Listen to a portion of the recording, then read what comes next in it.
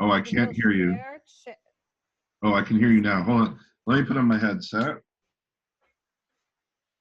Can you hear me? Because I have a headset on and it's not a very good one. Okay, Can you hold on. hear me? Yeah, I can hear you, but I want to hear you from the headset. Hold on.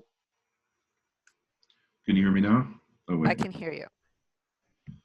Okay. So record is next to hold chat. on. Share, chat, record. You're Sorry, breaking up. start over. Can you hear me?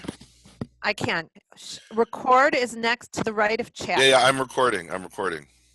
Oh, okay. So, all right, I'm here with my sister. She's a scientist in Israel. We've got 5 minutes before Shabbat starts over there. Ariella, tell us what you were just telling me on the phone. So Nehemiah is my kid brother and, one of my favorite people in the world. And I, love him dearly and I care about him. And I called him up to tell him that I think it's much, much safer right now for him to be in Israel than it is for him to be in the United States. And I called him up to encourage him to come back to Israel, at least until this pandemic is over. Okay, and how long do you think that is going to be? So can I share the screen with you? Please, yeah. So a paper came out from the Imperial College of London. So this is the scientific paper I asked you to read? That I asked you to read. Oh, no, but the Imperial College paper I sent you. But anyway, go on. Oh, yeah, I read the Imperial College paper. Yeah. And he comments on the Imperial College paper. Okay. And so I think, I read the Imperial College paper. Because I looked at it and didn't understand heads or tails. So now tell us. So I actually understood it very much so. Okay. And I was really, really, really, really, really upset by it. Mm-hmm. So I'm looking for the thing I want to show you from the Imperial College paper. I might have to open that up. Okay, yeah. So this is a timeline from March 20 to March 21st. Okay. And this is the number of people who will need critical care, meaning ICU beds. And they're different mathematical scenarios. And if you see here, the light blue is a time when they say that intervention can, according to this paper from the Imperial College, can and should be done. Yeah. So the black line is the scenario in which nothing is done. There's no interventions whatsoever, and we let the pandemic play itself out. The red line down here is the number of beds there are in intensive care units in the United States. So you don't even need to be really good at numbers to see, per 1,000 population. Okay. Wow. All right. So wait. All right. So let's jump up to it. What's that second bump there? Because okay. we're under the impression we're shutting down for 30 days and everything's going to be fine after that. Okay. So so this is the long-term thing. If we do nothing, then a lot of people are going to die. And then, the people who don't die will supposedly live. Although I have, there's something, I'll come to that. Mm-hmm. So these are different scenarios. The scenario of the yellowish sign is case isolation, household quarantine, and general social distancing. So we do that will be fewer cases in the United States. You'll still go past your capacity. There'll still be too many sick people for the number of beds you have. What happens to the sick people who we don't have beds for? They die. And that's already happened in Italy where they were doing triage. That's right. And that's saying, right. oh, so you're 80, another guy here is 40. We just don't have a bed for you. So this is the really disturbing thing according to this model. The virus will die down, but it's kind of, think about it as cancer. When a body has cancer, if you don't kill every single cancer cell and you have one or two remaining, they're going to make new cancer growths. And that's what's going to happen. If even just a few people are left with the virus, there's going to be another surge in November, December of 2020. Wow. This green line is much stricter social isolation and intervention right now. So if we do the green line right now, we may even be at a point in the United States where there are enough ICU beds for the population. And it's closing down schools and But there's still in that green line a universities. second surge. But this is the scary part. There's a second surge that's even bigger. The less people that die now, there'll be a second surge.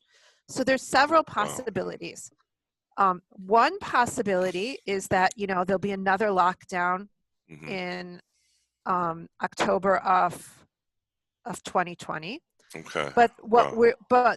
what the author of this white paper, and I really recommend everyone reading it, We'll says post the link on my website, nechemiaswall.com. Yeah. is that there are interventions that could be done at this point to make sure we never get to this. So why does And this? All right. So should I come back to Israel based on what you're saying? You were telling me what oh, Israel's doing, the okay, U.S. so I'll tell you isn't doing, what and definitely won't do.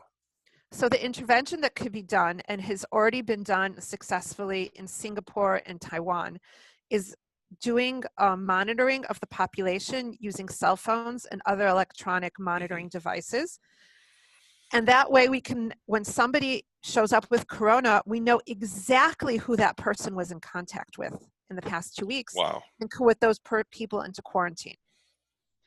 And so Israel is doing that, right? So Israel's doing that right now. We're already started doing it.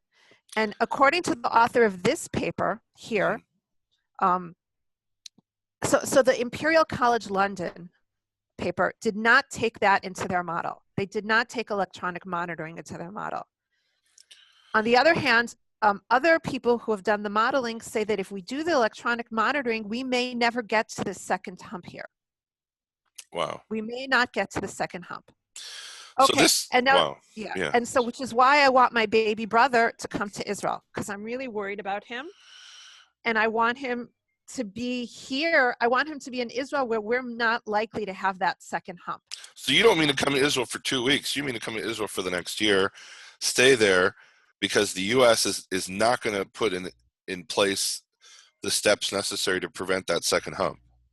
I really don't know. I doubt it. I don't know a lot about what's going on in the United States, but I know that we already did it, and I don't trust. To put it into perspective, there was a court case that went to the Israeli Supreme Court about whether the Shabak, which is roughly like the FBI, would be allowed to call people up and say, hey, your cell phone was next to Bob's cell phone. He's sick. Get yourself in quarantine. And the Israeli Supreme Court said they were allowed to do that.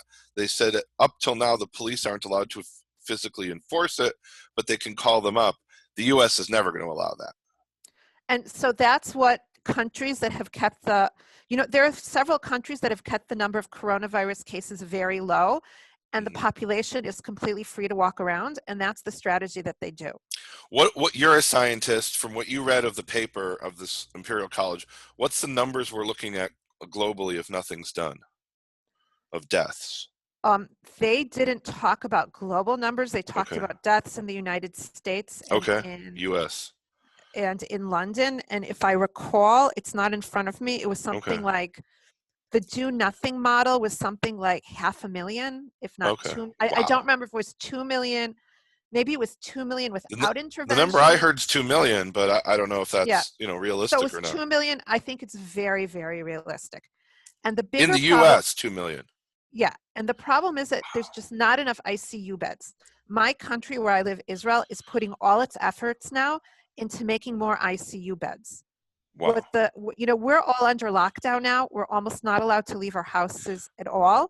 And the idea is to buy us time. Buy us time to get more ICU. All right, so we see this thing on the screen. Stop sharing the screen so we can see you and give us just, I know you got to go. How do you stop seeing the screen? There we are. Okay, so when I called you, I heard all this noise. What was the noise? So we just did something that was really, really moving. So, Jewish people on Friday, we get together, we go to synagogue, and we pray together. And in Israel right now, we can't go to synagogue and pray. And so what we did is we had a prayer service via what we're doing now, this platform. Through Zoom. We had a prayer service via Zoom. 80 families in my community had that prayer service. And then we all went outside and stood in our yards and we sang together. You know, Wow. we couldn't be together and we couldn't stand next to each other, but we could sing together, and, you know, our voices could, you know, combine together and maybe get to God, who will do something intervention to stop this terrible epidemic. But, you know, right now we have to do things. We can't depend on God. Mhm. We have to do social distancing. People need to stay at home. The governments need to put all their efforts into social, you know, enforcing social isolation, infrastructure for ICU, infrastructure for, you know, the kind of protective gear that the medical staff needs. Mhm. And, you know, I believe going into that electronic monitoring system, because that could really save so many lives. I mean, in the best case scenario, I think in the United States, you know, there's two cases. One is that there's going to be locked, people are going to be in their houses for 18 months. And the other one is, you know, going to other types of systems that'll, you know, give us a better ability to identify the people who are sick and get them into quarantine, and the people that they've been in contact with and get them into quarantine. Wow. All right. Thank you, Ariella. Shabbat shalom. And please come home, Nehemiah. Please come back to Israel as soon as you can, before there are no flights left. Shabbat shalom.